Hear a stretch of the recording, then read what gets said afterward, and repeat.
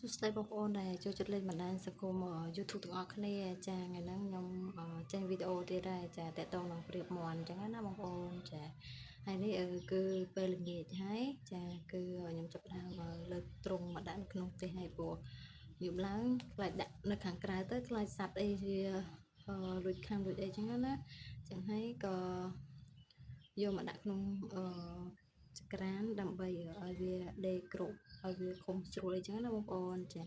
ហើយនោះគឺមីមេកំពុងតចូលសបុកភ្ញាស់ពងអីចឹងណាចាហើយនេះគឺ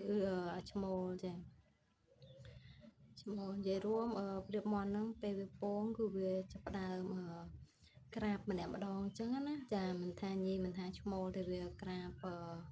ដូចជាម៉ានម៉ោងឯម្នាក់ម្ដងចឹងណាបងប្អូនចាហើយបើនិយាយពីរឿងបច្ចុកចំណៃក៏ដូចគ្នាដែរបងប្អូនចាបើសិនជាពងប្រៀបមន់ហ្នឹងវាញាស់ហើយវាខ្លាចជាកូនអញ្ចឹងណាគឺវាចាប់ផ្ដើមបច្ចុកចំណៃម្ដងម្នាក់អញ្ចឹងណា